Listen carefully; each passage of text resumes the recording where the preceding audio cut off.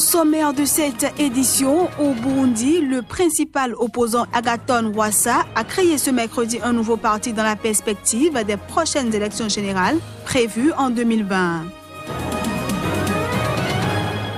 Le président nigérien Muhammadu Buhari a officiellement déposé ce mercredi sa candidature à la primaire de son parti, dont il est le seul candidat pour participer à la prochaine élection présidentielle. Et puis présidentielle au Brésil, le candidat de centre-gauche Ciro Gomes, en nette progression dans les sondages, fait campagne dans le centre de Rio de Janeiro.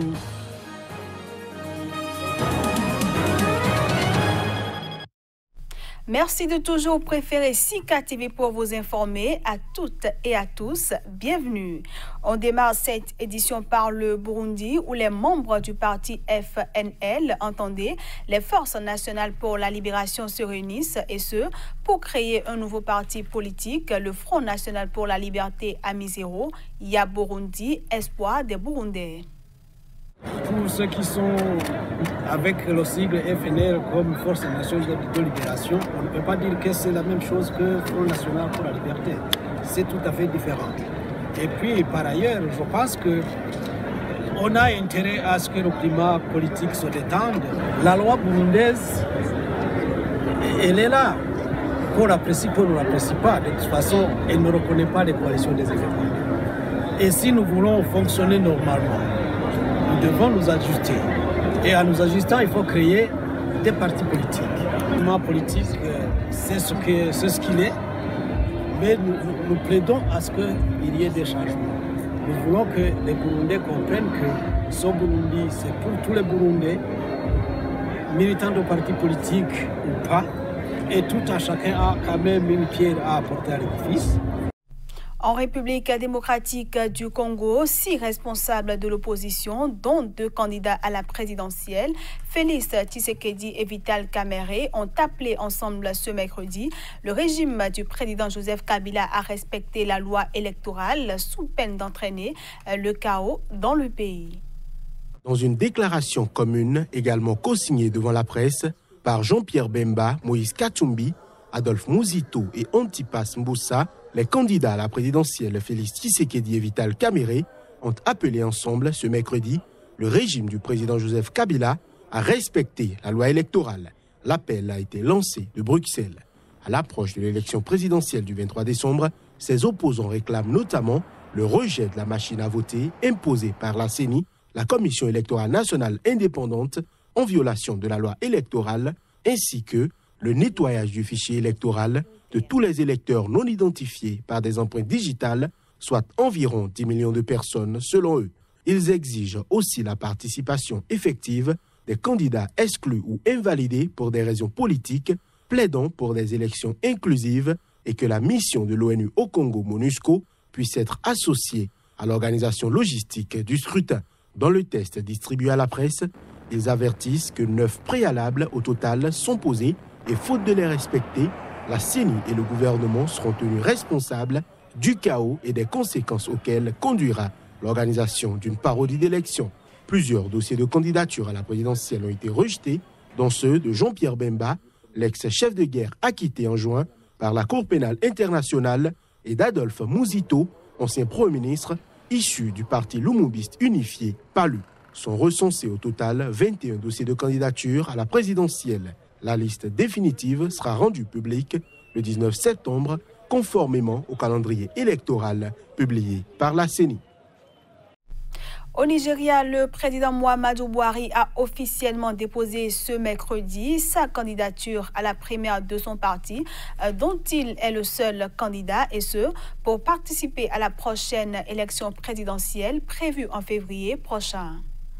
C'est accompagné de gouverneurs d'État, de ministres et de ses partisans que le président Muhammadu Buhari s'est rendu ce mercredi au siège de son parti, le Congrès des progressistes EPICI, dans la capitale Abuja, pour remettre son formulaire de candidature à la primaire. Selon l'un de ses porte-paroles, il est le seul homme politique de son parti à avoir retiré le formulaire pour la primaire prévue à la fin du mois et il est donc certain de participer à la présidentielle. J'assure à mes sympathisants ainsi qu'au reste des Nigérians que si je suis nommé et élu, je continuerai à les servir au mieux de mes capacités, a déclaré Bouhari en annonçant sa candidature. Muhammadu Bouhari avait été élu lors des élections de 2015 sur la promesse d'éradiquer l'insurrection djihadiste de Boko Haram et de mener une lutte féroce contre la corruption. Son premier mandat a été marqué par une grave maladie non révélée au grand public qui l'a contraint à passer plus de 6 mois à Londres pour se soigner. Le principal parti d'opposition, le Parti démocratique populaire PDP, a pour sa part prolongé la date de clôture des candidatures à la primaire et choisira son candidat le 6 octobre prochain.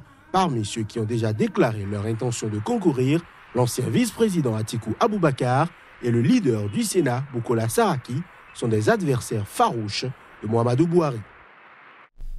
Allons à présent au Zimbabwe où la police a interdit ce mercredi jusqu'à nouvel ordre les rassemblements publics dans la capitale Harare en raison d'une épidémie de choléra et de fièvre typhoïde qui a déjà fait 21 morts et des centaines de malades en une semaine. Cette interdiction survient alors que le principal parti d'opposition, le MDC, devait réunir samedi ses partisans pour symboliquement investir son chef Nelson Chamisa, président légitime du pays. Les images. La police zimbabwéenne a interdit jusqu'à nouvel ordre les rassemblements publics à Harare en raison d'une épidémie de choléra qui sévit dans le pays. Une épidémie de choléra qui a déjà fait 21 morts et des centaines de malades en une semaine s'est rapidement propagée dans la capitale zimbabwéenne, contraignant les autorités à décréter un état d'urgence sanitaire. À la lumière de cette déclaration d'état d'urgence, la police a annoncé qu'elle n'autorisera plus de réunions publiques à Harare, appelant la population au respect de cet avertissement et à la coopération afin d'enrayer la propagation du choléra. Cette interdiction survient alors que le principal parti d'opposition, le Mouvement pour un changement démocratique, avait prévu de réunir samedi ses partisans pour symboliquement investir son chef Nelson Chamisa, président légitime du Zimbabwe. Les épidémies de choléra sont fréquentes au Zimbabwe où les systèmes de distribution d'assainissement des eaux sont souvent déficients. En 2008, au moins 4000 personnes étaient mortes du choléra au Zimbabwe. L'épidémie avait éclaté en pleine crise économique qui avait forcé de nombreux hôpitaux publics à fermer, faute de médicaments et de personnel partis à l'étranger. En Centrafrique, les 6 ONG internationales qui sont actives à Kaga-Bandoro, dans le nord du pays, ont suspendu ce mercredi, et ceci pour toute la journée, leurs activités. Principal objectif, protester contre les violences que les humanitaires subissent dans cette localité. La Centrafrique est l'un des pays du monde les plus dangereux pour les travailleurs humanitaires. 7 d'entre eux ont été tués depuis le début de cette année et 24 blessés. À Kaga-Bandoro, il a été répertorié cette année 32 incidents contre les ONG, dont 21 depuis le mois de juin, selon le Centre de coordination des ONG en Centrafrique. Les responsables de ce centre expliquent que les organisations humanitaires sont devenues une opportunité financière pour les groupes armés qui les braquent et qui les agressent. La suppression mercredi des activités humanitaires à Kaga-Bandoro pour 24 heures est donc une journée d'indignation face à tout ce que les populations et les ONG subissent dans la dite localité, mais aussi dans les villes de Bambari et de Bria. Depuis le deuxième trimestre 2018, une dégradation des conditions sécuritaires et une hausse importante des cas de vol, braquage et pillage a été observée en particulier à Bambari, Bria, Kaga-Bandoro, Batangafo, mais aussi à Bossangoa, selon le Bureau des affaires humanitaires de l'ONU en Centrafrique. Depuis 2013, la quasi-totalité de la Centrafrique vit sous la coupe de groupes armés et de milices qui commettent d'innombrables violences et exactions. Ce journal se poursuit. Les acteurs du tourisme convergent au Cap à l'occasion de l'African Travel Summit organisé par Airbnb. Le sommet vise à développer le tourisme et le modèle de partage de logements en Afrique.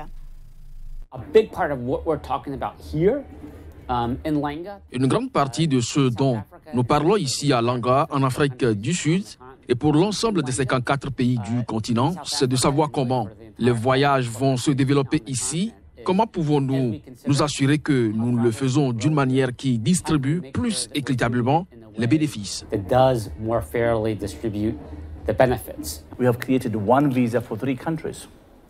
Nous avons créé un visa pour 3 pays. Nous avons donc créé un visa pour le Kenya, l'Ouganda et le Rwanda. Ainsi, vous ne vendez pas seulement un voyage au Kenya comme un seul pays, vous vendez une expérience.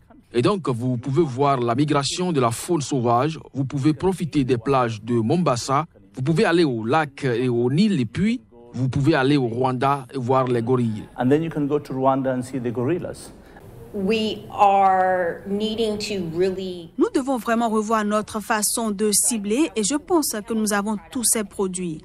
Nous savons que les gens recherchent des expériences authentiques, que ce soit ici ou ailleurs sur le continent, mais comment nous les vendons et les présentons d'une manière qui a du sens. On ne peut pas avoir un marché global. À Alger, les fans de Rachid Taha réagissent à sa mort à l'âge de 59 ans. Enfant du rock et du punk, le musicien n'a jamais oublié ses racines algériennes, même s'il vivait en France depuis 1968. C'est une perte, on ressent qu'on a perdu un artiste de chez nous et ça fait mal et voilà, on est triste. Il a révolutionné aussi jusqu'à aujourd'hui la chanson d'Ahmed El-Harrachi. On l'écoute dans le monde entier, dans toutes les boîtes du monde. On écoute encore dans partout. Il a laissé sa trace. Et voilà, c'est ça. Et tout le monde est reconnaissant de ça. Et il a su aussi faire le lien entre les Algériens de l'autre côté et ceux d'ici. Et ça, c'est ce qu'on veut, c'est ce lien-là. On est tous Algériens. Le fait qu'il soit issu justement de l'immigration, de l'entre-deux, est une richesse, c'est un plus. C'est pas quelque chose qu'il a... l'entre-deux, c'est pas quelque chose qu'il a forcément mis en avant, mais c'est quelque chose qui est toujours là, qui reste de façon subtile dans son œuvre. Et puis, hors du continent africain, au Brésil, le candidat de centre-gauche à la présidentielle, Ciro Gomes, a fait campagne dans le centre de Rio de Janeiro ce mercredi. À cette occasion, il a déclaré qu'une victoire du candidat d'extrême droite, Jair Bolsonaro, en tête dans les sondages, serait une tragédie pour le pays. En nette progression dans les sondages pour la présidentielle brésilienne, Ciro Gomes, candidat de centre-gauche, a fait campagne dans le centre de Rio de Janeiro ce mercredi. À cette occasion, il a affirmé que l'élection de Jair Bolsonaro, représentant de l'extrême droite en tête des intentions de vote, serait une tragédie. La révolte est un sentiment important pour orienter le changement. Mais la révolte sans cause particulière, c'est comme de la haine. Et elle n'est pas bonne conseillère. Il ne faut jamais prendre de décision à chaud. Ce serait une tragédie pour notre famille brésilienne d'élire une personne sans vision, totalement hostile aux populations noires, à nos indigènes, aux femmes brésiliennes, à la population lesbienne, transgenre et LGBTI. Après s'être attaqué à celui qu'il a le plus de chances d'affronter au second tour, Ciro Gomes a également continué son opération séduction à gauche vers l'électorat orphelin de l'ex-président Luiz Inácio Lula da Silva, dont il a été ministre par le passé. Et c'est la fin de cette édition que j'ai pris du plaisir à vous présenter. Merci à tous d'avoir été des nôtres.